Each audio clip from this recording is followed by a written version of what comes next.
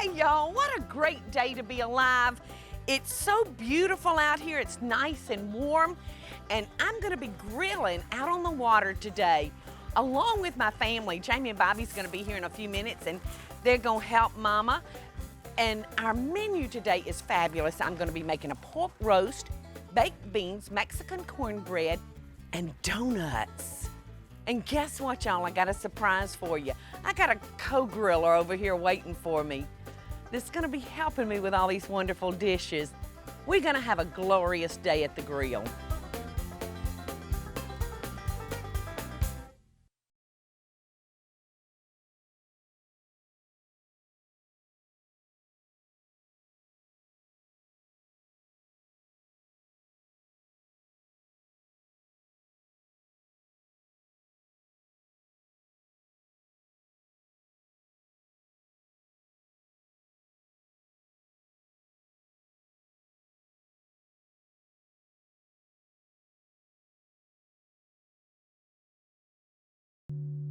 Hey, darling. Hey, Paula. How's your grill looking? I'm ready. Me too. I think I've got the last of everything we're gonna need. Well, good. I'm hungry. Today is all about grilling. And if you hadn't met this big guy right here, this is my husband, Captain Michael Groover. He's our grill master today. And tell us what you've got done. I've got the grill ready. I'm soaking some wood chips and getting ready to do the marinade. Great. Down here in Savannah, the weather just pulls you outside because 10 months out of the year, we're comfortable to be out here grilling. So when we built our house, it was very, very important that you had your smokehouse, wasn't it, Michael? Outdoor kitchen. Outdoor kitchen, yes. And we have the most fun out here with our family. Because, you know, that's what it's all about, y'all. It's not so much about the food, but the fact that we pull our family in here and we have quality time with each other. So we've got some good things cooking today. And while you take care of your chips and everything, I'm going to start mixing up the marinade for our pork. How's that? That sounds good. Michael and I like to cook all cuts of meat out here on our grill. Sometimes we're in the mood for one of those great big old fat Boston butt with the blade bone running through it. Sometimes we like just cooking a big old chunk of boneless pork. And today that's what we've chosen. This will cook faster for us, plus it'll slice very easily. And I have to say that Michael does all the outdoor cooking, but right now I'm gonna help him by getting his piece of pork marinated for him. And I'm gonna start with 2 tablespoons of vinegar, 1/4 cup of soy sauce, 3 teaspoons of lemon juice, 1 teaspoon of mustard, and I'm using like a Dijon style mustard, 2 to 3 cloves, depends on how big they are, of fresh garlic that's been minced, 2 tablespoons of honey. You can tell this is gonna be kind of a sweet marinade. And I'm adding 1/2 teaspoon of celery seed and 1/4 teaspoon of Worcestershire sauce. Now I'm gonna add 1 cup of barbecue sauce. And I'll use this to judge by. And that should get it. All right. Michael, you want to get your wood chips in because I think it's time. Because I'm going to pour the marinade over this piece of pork. I'm going to put it in a resealable bag. Come here, meat.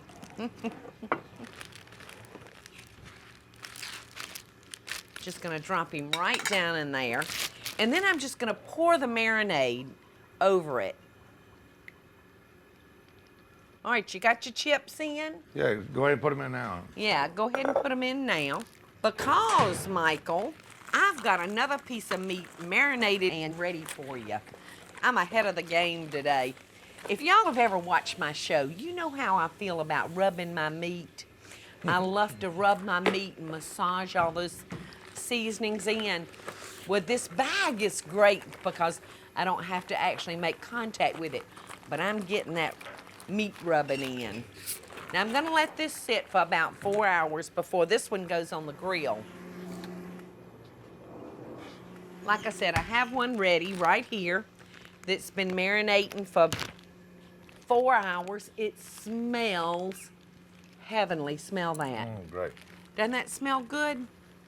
All right, now I'm gonna just dump this, Michael, and you can just slip this on the grill.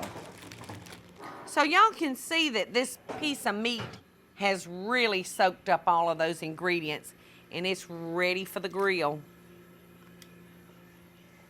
All right, you've got your grill at what temperature, Michael? 300 to 325. And you're gonna cook that for how long? 2 hours. That's a big old piece of meat, isn't it? Sure is. Just the way I like it. All right, now you've got your wood chips down here, and you soaked your chips in water so they'll smolder and not catch fire. And now what kind of wood are you using today? That's hickory wood. I can't hardly wait. I know it's gonna be wonderful. I can't wait. And when we come back, you and I've got a mess to clean up. I know it. You've got a mess to clean up. And since you're so much slower than me, why don't you jump on it? I better get started. Yes, you better get started. And when we come back, I'm gonna be making some side dishes to go along with that wonderful piece of pork. So y'all won't wanna miss it.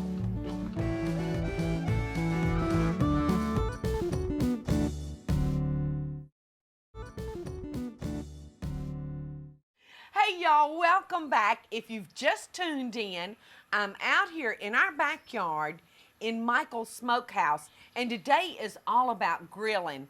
And I'm cooking everything that goes with our meat that Michael's cooking. I'm cooking it all outside today. So it's a beautiful day, and we're just having the best time out here, and I'm so glad that you could join us. Now, I'm fixing to start on the side dishes, and I'm gonna make a Mexican cornbread, believe it or not, and we're gonna cook it on Michael's grill. And to make our cornbread, I'm gonna start with 1 cup of all-purpose flour. Whoa! That kind of plopped, didn't it? And I'm gonna add 1 cup of plain cornmeal. I'm gonna add 1/4 of a cup of diced jalapenos that have been seeded. Now, if you wanna bring the heat up a little bit stronger, you can chop it up and leave the seeds right in it. I'm gonna be adding 4 teaspoons of baking powder, and that's gonna give it the rise. And I'm gonna add 2 tablespoons of sugar, 1 egg, 1/3 of a cup of sour cream,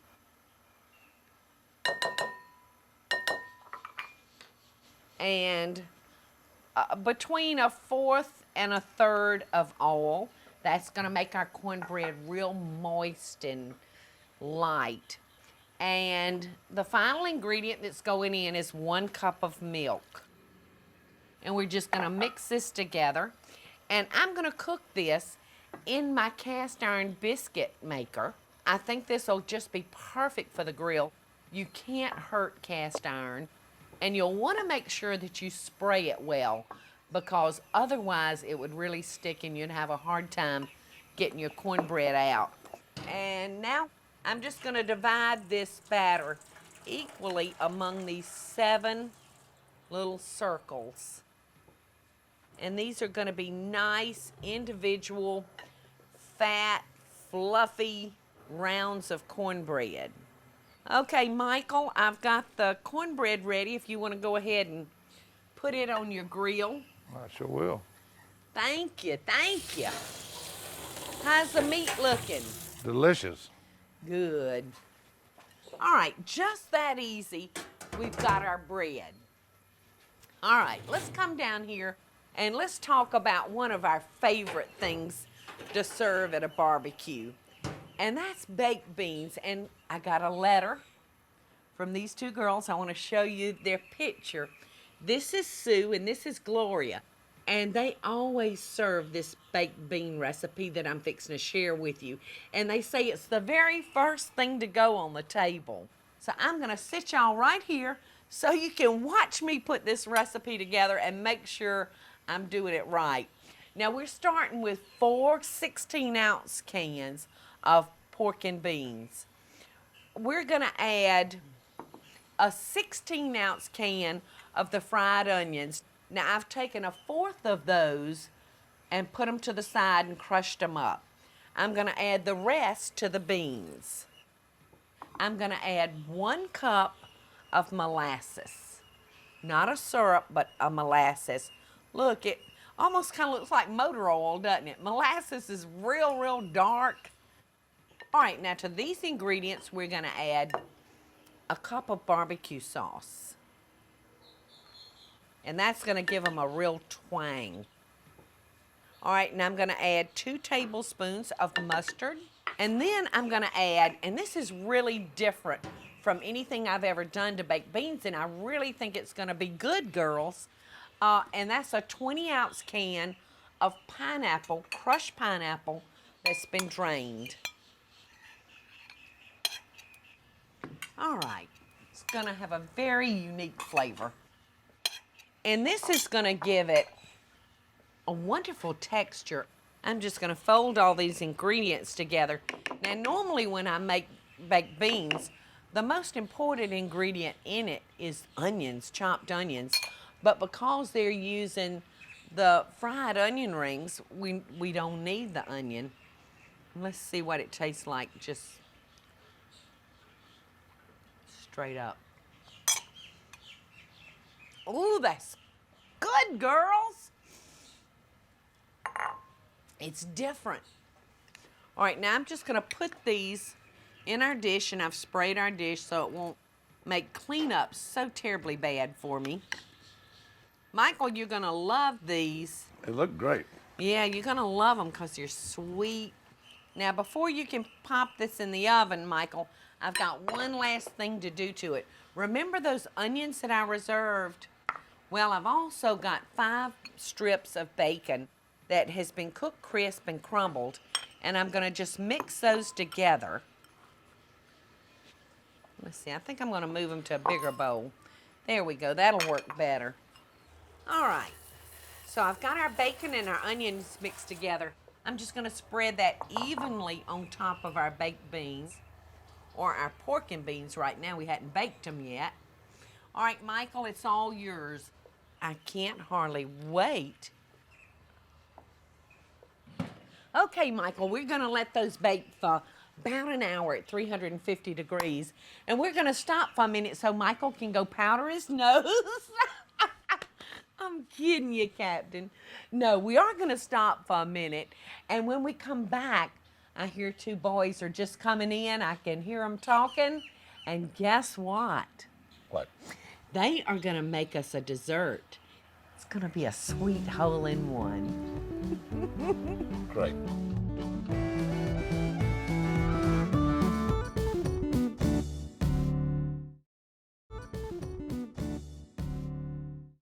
Hey, y'all, I'm so glad that y'all came back and joined us because the best is yet to come. These guys are gonna show you how to make a wonderful donut using a canned biscuit. So what you say, let's get started. Sure, yeah. Yes. Every time I think of a canned biscuit, it reminds me of when you were on Ready, Set, Cook. And there's a really funny story that goes with that. I was in competition against this French chef named Ludovic. This particular meal that we were getting together, we lifted the dome. Can I tell y'all, I almost cried with relief when a can of biscuits was under that dome. And I looked over at Ludovic. He was just working on these biscuits. He was opening those biscuits now with a can opener. And I hollered at him and said, "No, Lulu, stop." And he just looked at me and just kept going. Well, sure enough, those biscuits exploded in his face. Did I have to tell y'all who won that one? No. We know who wins, Mama. All right, guys, y'all go ahead and cut the holes from your donut. So just go in there. Now, while y'all are doing that, I'm going to be making the frosting for these. Now, I'm using a cup of powdered sugar, and I'm going to add probably a capful, maybe 1/4 of a teaspoon of vanilla. And then I'm going to add just a little bit of milk. And remember now that you want to add this milk very slowly because you're going to want a thick glaze to go on these. Now for the chocolate, I'm going to use 1 cup of powdered sugar, 1/4 of a cup of cocoa powder, and then I'm going to add the milk slowly to bring this one also to just the right consistency. It's perfect. That looks good. All right, let me get us some paper towels because you'll want to drain these when you pull them out of the fryer. Now these are only going to take a couple of minutes, y'all. You're going to be amazed at how quickly these fry up. The important thing when you're cooking your donuts, y'all, is that you'll want to flip them before they get too dark on one side because they'll get heavy with grease and they won't want to stay flipped over. So make sure you constantly kind of flip your donuts. Now, I'm frying these, or Jamie's frying these, in peanut oil. Now you can use a solid shortening. You could use a vegetable shortening. I just am a big believer of peanut oil because it has a higher resistance to burning than like a vegetable oil or a solid shortening. But you can use anything. The only thing that you'll want to make sure of is that it's clean grease. You wouldn't want to fry donuts in grease that you'd fried your fish in.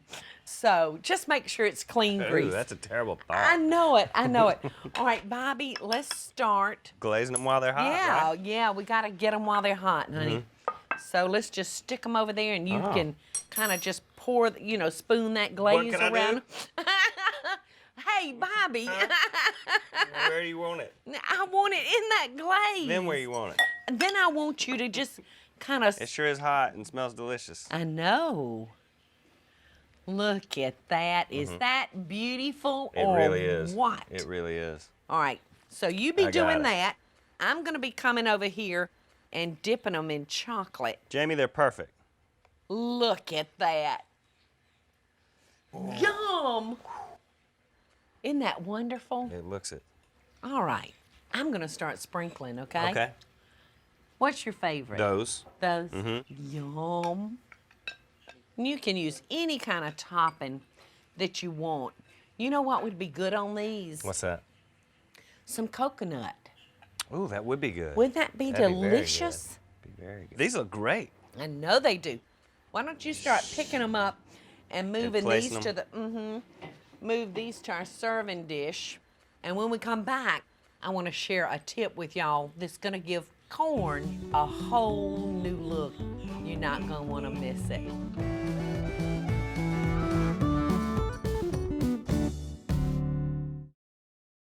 I just love this tip that I'm fixing to share with y'all. Why? Because it's using my favorite condiment, mayonnaise. And the second reason is because it brings a whole new meaning to corn on the cob. Now watch this, y'all. I'm gonna take this piece of corn, and I'm gonna take some mayonnaise on my paintbrush, and I'm just gonna slather that mayonnaise. Y'all still with me? I'm gonna just slather this corn with mayonnaise. All right, I've got it all slathered with the mayonnaise. Now I'm gonna just dust it with Parmesan cheese. And now I'm gonna take just a little chili powder and just sprinkle it. The chili powder is gonna give it a great flavor. And now for a little salt, because you can't eat corn without salt. And then I'm gonna pepper it a little bit. Now I'm gonna roll it in tin foil, going straight on the foil, onto the grill. We're gonna cook this for about 20 minutes at 350 degrees, the same temperature that we're cooking our pork roast. And I've got one ready here. I've just gotta show you, because I really think you're gonna like this. Look at that piece of corn. Ooh, the Parmesan cheese. And I've got a little spray butter. Look how delicious that looks.